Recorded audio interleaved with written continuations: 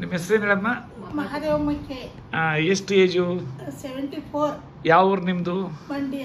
ಮಂಡ್ಯನಾ? So ಇವತ್ತು 17/2/25. ನಮ್ಮಲ್ಲಿ 3 ತಿಂಗಳಿಂದ ಟ್ರೀಟ್ಮೆಂಟ್ ತಗೊಳ್ತೀರಲ್ಲ? 3 ತಿಂಗಳಾಯ್ತು, ಕಂಪ್ಲೀಟ್ ಆಯಿತು.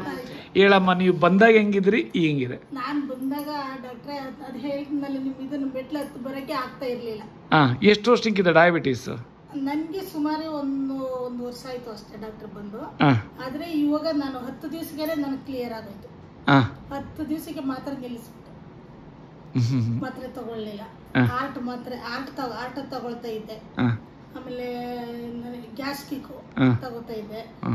ಆಮೇಲೆ ಇನ್ನು ಯಾವ್ದು ಸುಸ್ತಿಗೆ ಸುಮಾರು ಊಟನೇ ಸೇರ್ತಾ ಇರ್ಲಿಲ್ಲ ಡಾಕ್ಟರ್ ನನಗೆ.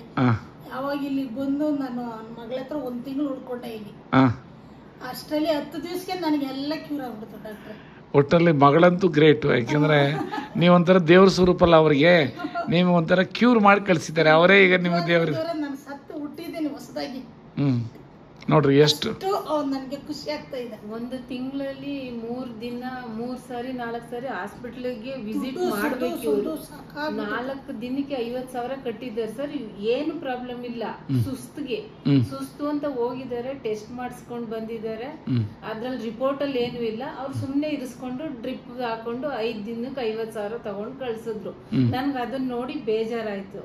ಬೇಜಾರಾದ್ಮೇಲೆ ನಾನು ಇವ್ರಿಗೆ ಹೇಳ್ದೆ. ಇವ್ರಿಗೆ ಹೇಳಿದ್ರೆ ಅದನ್ನ ತಲೆ, ಯಾಕಂದ್ರೆ ಇವ್ರಿಗೆ ಮಾತ್ರೆ ಮೇಲೆ ಇರೋ ಕಾನ್ಫಿಡೆಂಟ್ ಅವ್ರು ತಿನ್ನೋ ಊಟದ ಮೇಲೆ ಇರ್ಲಿಲ್ಲ. ಅದಕ್ಕೆ ನಾನು ನಿಮ್ಮ ಹತ್ರನೇ ಕರ್ಕೊಂಡು ಬಂದು ನಿಮ್ಮ ಹತ್ರ ಸಜೆಷನ್ ಕೊಡ್ಸಿ, ನಿಮ್ಮ ಹತ್ರ ಒಂದ್ಸತಿ ಅಡ್ವೈಸ್ ಕೊಡಿಸ್ಬಿಟ್ರೆ ಆಮೇಲೆ ಅವ್ರಿಗೆ ಮೈಂಡ್ಗೆ ಹೋಗುತ್ತದು, ಕೇಳ್ತಾರೆ, ಫಾಲೋ ಮಾಡ್ತಾರೆ ಅಂತ ಹೇಳಿ ಫಸ್ಟ್ ಕರ್ಕೊಂಡು ಬಂದು ಆಮೇಲೆ ನನ್ನ ಮನೇಲಿ ಇರಿಸ್ಕೊಂಡು ಒಂದು ವಾರದ ತನಕ ಅವ್ರ ಮೈಂಡಿಂದ ನೆಗೆಟಿವಿಟಿ ತೆಗಿಯೋದಕ್ಕೆ ನನ್ಗೆ 10 ದಿನ ಬೇಕಾಯ್ತು. ನಿಮ್ಗೆ ಏನಾಗಲ್ಲ, ನೀವ್ ಆರಾಮಾಯ್ತೀರಾ, ನೀವ್ ಇದನ್ನ ಕುಡೀರಿ, ಊಟ ಮಾಡಿ, ಮಾತ್ರೆ ತಿನ್ಬೇಡಿ ಅಂತೇಳಿ 1 ವಾರ ತನಕ ಮಾತ್ರೆ ತಗೊಂಡ್ರು. ಹಂಗೆ ಕಡಿಮೆ ಮಾಡ್ತಾ ಮಾಡ್ತಾ ಇವಾಗ ಕಂಪ್ಲೀಟ್ ಆಗಿ ಬೆಳಿಗ್ಗೆ ಅವ್ರದ್ದು ದಿನಚರಿ ಶುರುವಾಗ್ತಾ ಇದ್ದಿದ್ದೆ ಮಾತ್ರೆಯಿಂದ. ಗ್ಯಾಸ್ಟ್ರಿಕ್ ಮಾತ್ರೆ ಫಸ್ಟ್ ಖಾಲಿ ಹೊಟ್ಟೆಗೆನೆ ಮಾತ್ರೆ ತಗೊಂಡ್ರೆ ಸುಸ್ತುಗೊಂದ್ ಮಾತ್ರೆ, ತಲೆನೋವುಗೊಂದ್ ಮಾತ್ರೆ, ಗಂಟ್ಲು ನೋವು. ಡಾಕ್ಟರ್ ತಲೆ ಸುತ್ತು ಏನ್ ಮಾತ್ರೆ ತಗೊಂಡ್ರು, ಯಾವ ಡಾಕ್ಟರ್ ಹತ್ರ ಹೋದ್ರು ನನ್ನ ತಲೆ ಸುತ್ತೇ ಕಡಿಮೆ ಆಗಿರ್ಲಿಲ್ಲ. ಎದ್ದು ಮೇಲೆ ಮನೇಲಿ ಓಡಾಡ್ತಾನೆ ಇರ್ಲಿಲ್ಲ ಅವರು. ಕೂತ್ಕೊಂಡೇ ಇರೋರು ಯಾವಾಗ್ಲೂ. ಸುಮ್ನೆ ಯಾಕೆ ಮಲ್ಕೋತೀರಾ ಅಂದ್ರೆ ನನ್ ಕೈಲಿ ಆಗಲ್ಲ. ಅವ್ರ ಮನೆಗೆ ಹೋಗಿ ಹುಷಾರಿಲ್ಲ ಅಂತ ಕೈ ಹಿಡ್ಕೊಂಡು ನಡ್ಸ್ಕೊಂಡು ಕರ್ಕೋಗಿದೀನಿ.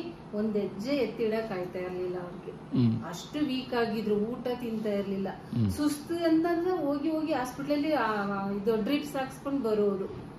ಈಗ 3 ತಿಂಗಳಿಂದ ಹಾಸ್ಪಿಟ್ಲ್ ಮುಖ ನೋಡಿಲ್ಲ, ಹೋಗಿಲ್ಲ ಡಾಕ್ಟ್ರೆ. ನಾನು ಹಾಸ್ಪಿಟ್ಲ್ ಮೆಟ್ಲೇ ಹತ್ತಿಲ್ಲ. ಅಕಸ್ಮಾತ್ ತಲೆನೋವು ಅದು ಇದು ಏನಾರು ಬಂತು ಅಂದ್ರೆ ಇದ್ರಲ್ಲೇನೆ ಮಿರಾಕಲ್ ಡ್ರಿಂಕ್ಸ್ ತಗೊಳ್ತೀನಿ ನೋಡಿ, ಅದ್ರಲ್ಲೇನೆ ಸಾಲ್ವ್ ಮಾಡ್ಕೊಳ್ತೀನಿ. ಅಷ್ಟು ಆರಾಮ. ನೀವು ಸ್ವಲ್ಪ ಹೇಳ್ಬೇಕು, ಅದನ್ನ ತಗೊಳ್ತಾ ಇಲ್ಲ ಆ ಡ್ರಿಂಕ್ಸ್ ಕುಡಿಬೇಕಂದ್ರೆ ಶುಗರ್ದು ಇವ್ರಿಗೆ ಹೆಚ್ಚು ಕಮ್ಮಿ ಆಗ್ತಾ ಇದೆ. ಫುಡ್ ಎಲ್ಲ ನೀವು ಹೇಳಿದ ಪ್ರಕಾರನೇ ತಗೊಳ್ತಾ ಇದಾರೆ. ಬಟ್ ಅದು ಯಾವ್ದ್ರಿಂದ ಹಂಗ ಆಗ್ತಾ ಇದೆ ಅನ್ನೋದು ಅವ್ರು ನಾನು ಡಿಸ್ಕಸ್ ಮಾಡ್ತೀನಿ. ಈಗ ನಿಮ್ಮದು ಕ್ಲಿಯರ್ ಆಯ್ತು, ನನಗೆ ಖುಷಿ ಆಯ್ತಮ್ಮ.